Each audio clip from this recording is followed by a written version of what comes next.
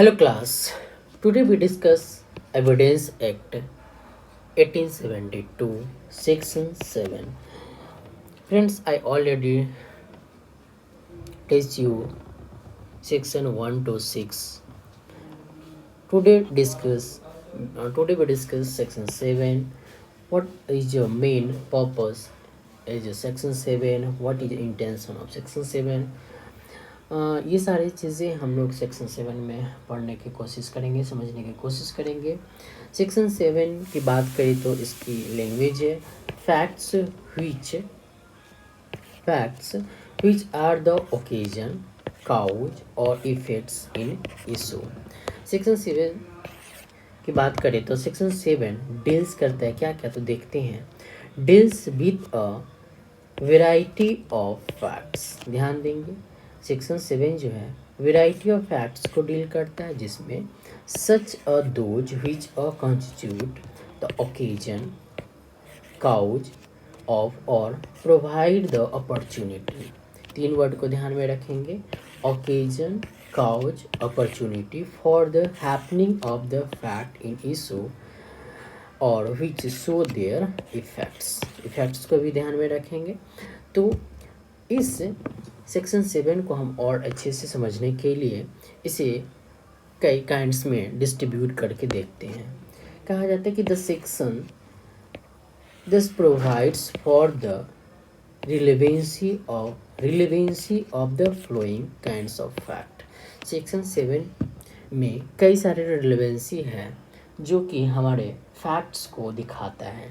तो main purpose क्या है सेक्शन 7 में, उसे हम इंडिविजुअली देखते हैं। फर्स्ट है फैक्ट्स कॉन्स्टिट्यूट द ओकेजन्स, वैसा फैक्ट जो ओकेजन कॉन्स्टिट्यूट करता है। नेक्स्ट है फैक्ट्स व्हिच द काउज, वैसा फैक्ट जो काउज क्रिएट करता हो। The effect of the principal fact, वैसा इफेक्ट जो प्रिंसिपल फैक्ट को प्रोड्यूस करता हो।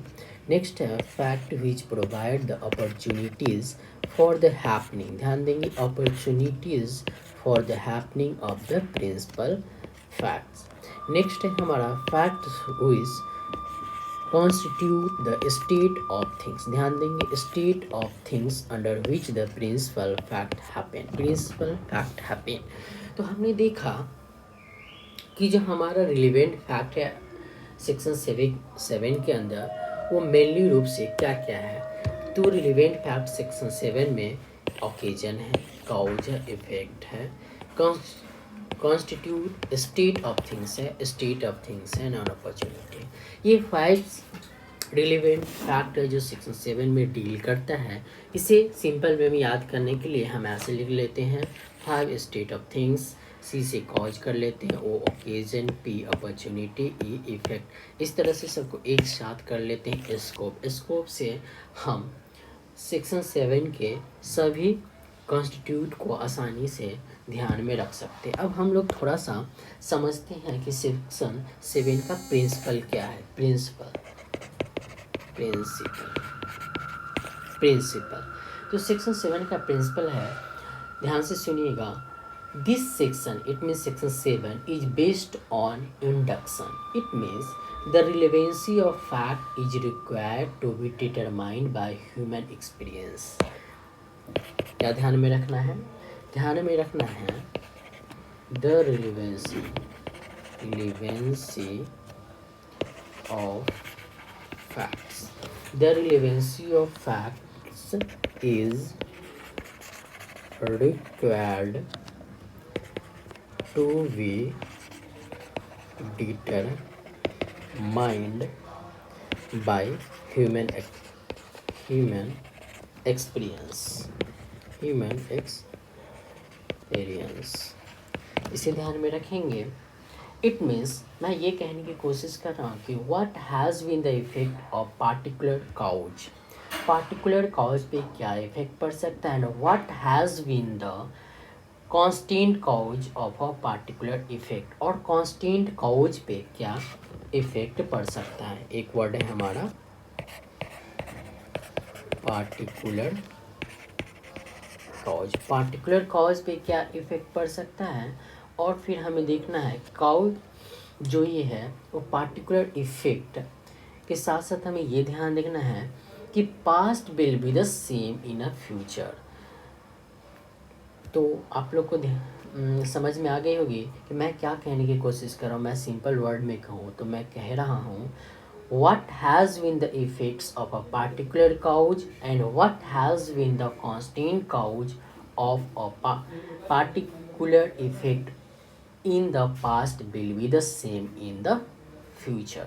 तो दो बातें आप लोग को आसानी से ध्यान में आ गया होगा। कौन कौन? तो कांस्टेंट काउज और पार्टिकुलर काउज। अब हम आगे समझते हैं एग्जाम्पल से। एक एग्जाम्पल ले लीजिए। एग्जाम्पल ये मैं ले लेता हूँ कि मान लेते हैं कि इफ अ लिविंग बीइंग, कोई लिविंग बीइंग है, is cut on the ground necessarily there shall be bleeding and the blood can be found at the place of occurrence। ध्यान देंगे, एक लिविंग बीइंग है जो ग्राउंड जो क्या करता है, the cut on the ground necessary there shall be bleeding and blood can be found at the place of occurrence. जहाँ वो मिला है, जो लिविंग बीइंग जहाँ मिला है वहाँ से कुछ ब्लड सैंपल्स मिले हैं। Whenever a large quantity of human blood is found at any place by human experience, it can be reasonable inferred that a human being has been injured। यदि मान लेते सिंपल वर्ड में कहूँ कि यदि large amount में यदि human beings का कहीं से ब्लड मिलता है तो हम ये ह्यूमन एक्सपीरियंस से ये मान के चलते हैं कि कहीं ना कहीं ह्यूमन इंजर्ड हुआ होगा। 10 the bleeding is the effect of injury cause. It means कि जो ब्लीडिंग है वो इंजरी कॉज का इफेक्ट है and injury is the cause of the bleeding. और इंजरी किसका कारण है? तो ब्लीडिंग था। Similarly when large in number of trees are found to have fallen it's shown that there has have been storm. मान लेते बहुत सारे ट्रीज यदि गिरा हुआ है तो आप ह्यूमन एक्सपीरियंस से यह अनुमान लगा सकते हैं कि कहीं ना कहीं स्टॉर्म, हेवी स्टॉर्म आई होगी। तो इस तरह से चीज़ों को हम समझ सकते हैं सेक्शन 7 के ओकेजन कॉज एंड इफेक्ट्स। इसे एक केस है, मैं लिख देता हूँ, स्पेंसर कूपर केस में भी डील किया गया। कौन सा केस है? स्पेंसर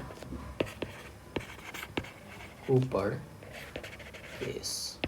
स्पेंसर कूपर केस को मैं थोड़ा सा बता दे रहा हूँ। इसमें क्या था, the body of the deceased was found in the tank. The question before the court was whether the deceased had committed a suicide by jumping and drawing in the tank, had been killed and then her body। Simple ऐसा समझिए कि एक tank था जिसमें कि एक human beings का body मिला। तो यहाँ पे क्वेश्चन ये एराइज हुआ कि उसने उस टैंक में जंप करके खुद सुसाइड किया है, या फिर दूसरा क्वेश्चन एराइज हुआ कि किसी ने उसे किल करके मार करके उस टैंक में डाल दिया हो। तो इस तरह की चीज़ों को हम आसानी से सेक्शन 7 के cause occasion cause and effect में समझ सकते हैं। अब मैं बात करता हूँ पार्सली अलग अलग इफेक्ट्स के। जैसा फर्स्ट इफेक्ट हमारा था ओकेजन को थोड़ा बढ़िया से समझते हैं। Occasion means evidence can always be given of set of circumstance. ध्यान देंगे, ओकेजन यदि मैं बोल रहा हूँ तो आपको समझना है, evidence can always be given of set of circumstances which constituted the occasion for the happening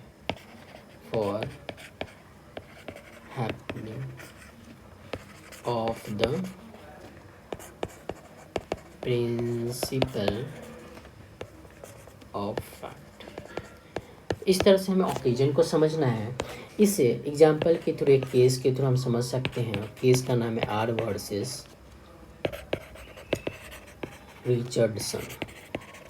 R versus Richardson. इसमें क्या था fact, the fact that the deceased girl was alone in her cottage at the time of the murder is relevant as it constituted the occasion for the murder। तो इस तरह से हमें समझना है इसे। सेक्शन 7 के रजिस्ट्रेशन ए से भी समझ सकते हैं। The section is also on the same point if a man claim that he was robbed of money on the occasion of a certain fair, he should be able to show that he had money with him। तो इस तरह से हम आसानी से चीज़ों को, occasions को उसके फैक्ट्स ऑफ रिलेवेंसी से समझ सकते हैं। दूसरा है हमारा क्या, काउच। काउच काउच समझिए। Cause explain as to why a particular act done. ऐसे क्या लिख देता हूँ, काउच एक्सप्लेन्स। काउच क्या एक्सप्लेन करता है, as to why a particular act done, ऐसे समझना है। इसके लिए केस मैं लिख दे रहा हूँ। केस लॉ है Indian Airlines versus Madhuri Chaudhary. ये 1965 का केस में, इसमें क्या कहता कि inquiry commission related to the air crash is relevant under section 7 as establishes the cause of the accident. Actually में ये एरोप्लेन की क्रैश से रिलेटेड था, जिसमें कि काउज ऑफ एक्सीडेंट से हम रिलेट करते हैं इन केस में। नेक्स्ट है हमारा इफेक्ट। इफेक्ट को समझना है तो हमें बस एक लाइन समझेंगे, वो है एवरी एक्ट। ध्यान देंगे, every act lives behind certain. Simple सी बात है कि कोई भी एक्ट हो तो कुछ ना कुछ अपना इफेक्ट छोड़ेगा ही। तो ही हम कहें कि every act lives behind certain effect means which not only record the happening of the act but also throw light upon the nature of the fact. इसमें भी वही केस, आर वर्सेस रिचर्ड वाले case से चीज़ों को हम effect को समझ सकते हैं, जो कि मैंने डील किया है। अपॉर्चुनिटी को भी समझ लीजिए एक लाइन में। अपॉर्चुनिटी बोले तो आपको ध्यान देखना है, the circumstances which provide an opportunity for the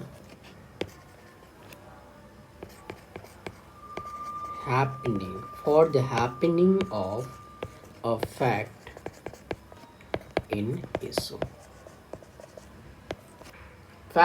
issue are relevant। तो अपॉर्चुनिटी को भी आप लोग आसानी से समझ गए। इसमें भी आर वर्ड रिचर्ड में जो आपको मैंने बताया था कि फैक्ट किस तरह से ओकेजन के तौर पे काम कर रहा था, तो उसी तरह से इसमें भी अपॉर्चुनिटी उस आर वर्सेस रिचर्ड वाले केस को देख लेंगे। नेक्स्ट है हमारा state of things. State of things से क्या समझते हैं,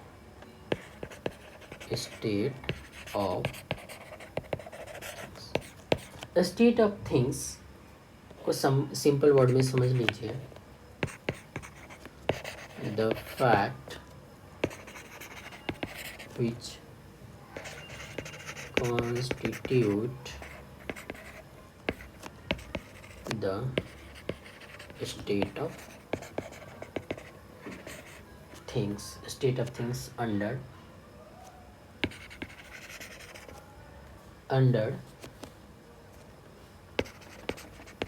which or in the background। ध्यान देंगे, background of which the particular facts happened are relevant. इसमें एक केस मैं बता दे रहा हूँ, केस है रतन वर्सेस रीजन। ये 1971 का केस है। इसमें बस मैं एक लाइन बता दे रहा हूँ इस केस में क्या हुआ था। Where the accused was prosecuted for the shooting down his wife and he took the defense of accident. The fact that the accused was unhappy with his wife and was carrying on an affair with another woman was held to be relevant as it constituted the state of things in which the principal fact, namely the shooting down, happened. तो ये रतिन versus reason वाली case में थी। एक और मैं बता दे रहा हूँ, एक और पॉइंट था हमारा सिमिलर फैक्ट। सिमिलर फैक्ट के बारे में बस इतना जानिए कि जनरली सिमिलर फैक्ट जो होता है admissible to prove the fact in issue नहीं होता, बट इन एक्सेप्शनल केस में सिमिलर फैक्ट में भी हैपन। तो इस तरह से हमारा सेक्शन 7 था। नेक्स्ट क्लास में हम सेक्शन आगे के सेक्शन को पढ़ेंगे। दोस्तों, यदि आपको ये वीडियो अच्छा लगा हो और आपकी नॉलेज इन्हांसमेंट हुई तो please subscribe and like my channel. Thank you.